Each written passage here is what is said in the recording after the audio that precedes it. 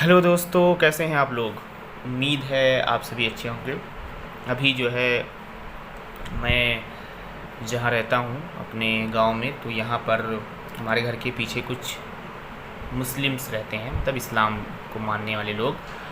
और अभी हाल में जो है, जो इस्लामी कैलेंडर के अनुसार जो महीना चल रहा है वो है मुहर्रम का महीना। और मुहर्रम में जो है एक ताज़िया का जुलूस निकाला जाता है।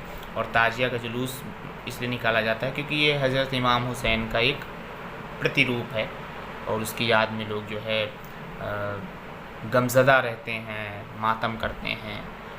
मेरे ख़्याल से ये कोई खुशी मनाने का त्यौहार नहीं है, ये एक मातम है। और लोग जो है दुख व्यक्त करते हैं कि किस तरह से जंग करबला में जो है इंसानियत और एक क्रूर बादशाह के बीच में जो है लड़ाई हुई। धर्म चाहे कोई भी हो, हर धर्म में लगभग कोई ना कोई, सबका एक ब्लैक पार्ट होता है, सबका एक काला वो हिस्सा होता है, चाहे वो कोई भी धर्म हो, चाहे हिंदू धर्म हो, ईसाई हो या फिर कोई और धर्म हो।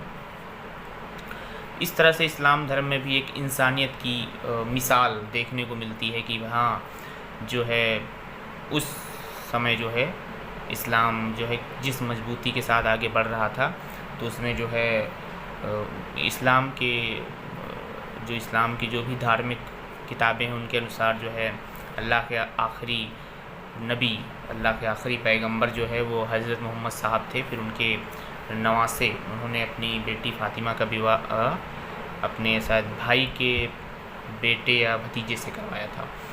तो उनके बेटे ये हज़रत हसन और हुसैन थे। तो ये हुसैन की कहानी है। इसके बाद जो है वो जब इस्लाम धीरे धीरे बढ़ने लगा, उनका इंतकाल हो गया। इंतकाल के बाद फिर हज़रत हसन हुसैन के पिता का भी इंतकाल हो गया। तो लोग इनको अपना उसमें नबी के तौर पे देखने लगे, इनको अपना खलीफा के तौर पे देखने लगे। लेकिन ये बात जो है कुछ जो दूसरे इस्लाम को मानने वाले लोग थे उनको बिल्कुल पसंद नहीं आई। तो इस तरह से दो खेमों में बट गए। तो सीरिया, यमन, ईरान, इराक, इन सब पे रूल करने वाला एक आदमी जो इस्लाम को मानने वाला था, जिसको कहते हैं मुआविया। तो मुआविया का बेटा था यजीद प्रथम। ये लगभग 680 ईस्वी की बात है, और मेरे ख्याल से अगर अंग्रेज़ी में देखें तो अक्टूबर की बात है। तो उसने जो है इन पे जुल्म सितम ढाना शुरू किया। इनको इमाम हुसैन को पता चल चुका था कि हमारी जो है हमारे मृत्यु के बारे में वो सोच रहा है, हमको जो है मार देगा। यजीद तो है वो हमको मारना चाहता है। तो इसके लिए इन्होंने कहा कि चलो भाई हम ये जगह छोड़ दें। तो ये मदीना से मक्का की ओर जा रहे थे, काबे की ओर जा रहे थे। यजीद ने अपनी सेना काबे की ओर भेज दी, और काबे में देखा तो ये लोग वहाँ नहीं थे, क्योंकि हुसैन को लगता था कि काबे के आसपास खून खराबा नहीं होना चाहिए। तो ये लोग करबला की ओर चल पड़े। करबला इराक़ का एक शहर है जो फुरात नदी के किनारे बसा हुआ है। उस टाइम नदी को फुरात कहते थे, नदी फुरात नाम था नदी का, अब शायद मेरे ख्याल से फ़रात कहते हैं। तो इस तरह से वहाँ पे एक कुफा नाम की जगह, वहाँ पे इन्होंने अपना ज़मीन खरीदी, कैंप लगा करके रहने लगे। यजीद की सेना लगभग 1 लाख वहाँ पर आती है, और इन लोगों पे अपना जुर्म ढाना शुरू कर देती है, क्रूरता की सारी हदें पार कर देती। पहले तो युद्ध के नियम कानून होते थे कि हाँ भाई औरतों बच्चों को नहीं मारेंगे, पानी नहीं रोकेंगे, लेकिन इनके साथ सब कुछ हुआ। पानी भी रोका गया, औरतों बच्चों को भी मारा गया। तो इस तरह से जब पानी पे रोक लगा दी गई, 3 दिन हो गए, और एक छोटा सा बच्चा जो सिर्फ अभी 6 महीने का है, अली असगर नाम है, उसको प्यास लगी, प्यास के मारे बेचैन। तो हज़रत इमाम हुसैन उसको उठाते हैं गोदी में और ले जा कर के जो यजीद की सेना का कमांडर होता है उसको दिखाते हैं कि देखो हमारी दुश्मनी जो है वो आपसे है, आपके बादशाह से और हमसे है, इस बच्चे का इसमें क्या दोष। तो कुछ जो सैनिक थे, कुछ सिपाही थे, उस बच्चे की हालत देख के रोने लगते हैं, गमज़दा हो जाते हैं। लेकिन उस कमांडर का जो है दिल नहीं पसीजता है। वो तीर निकालता है, और 3 मुँह वाला तीर छोड़ देता है वो जाकर के सीधे अली असगर के सीने में लगता है और अली असगर की वहीं पर मृत्यु हो जाती है। तो पहले 6 माह के शहीद के तौर पे अली असगर जो है करबला में शहीद हुए, शहीद के तौर पे जाने जाते हैं।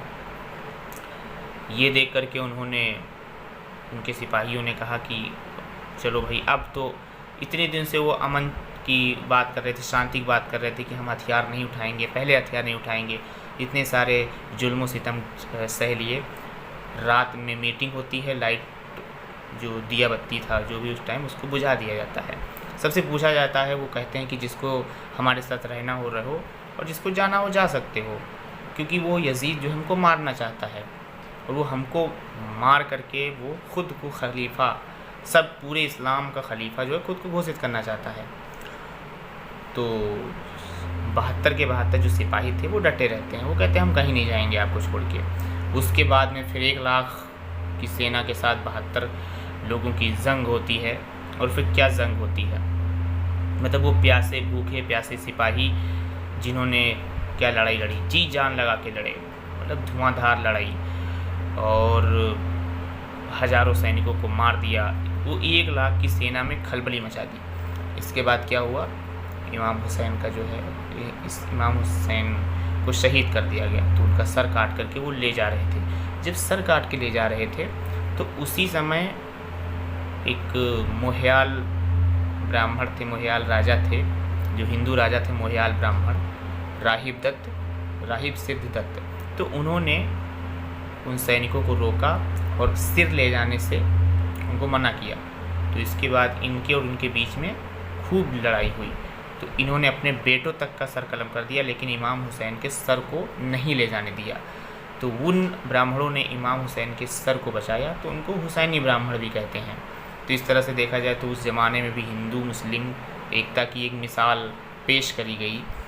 और इसके बाद में फिर ये मुहर्रम और ताज़िया मनाया जाने लगा। तो काफ़ी लोग जो है गमज़दा रहते हैं और औरतें जो है मासिया गाती हैं और पुरुष वर्ग जो है मातम करते हैं, काले कपड़े पहनते हैं। तो हमको लगता था कि पहले जो है ये कोई खुशी का त्यौहार है, या फिर हम लोग जब जाते थे तो हम लोग को जो खाने में दिया जाता था सिन्नी वगैरह, तो उसके लिए हम लोग देखते थे कि गाजे बाजे के साथ हो रहा है।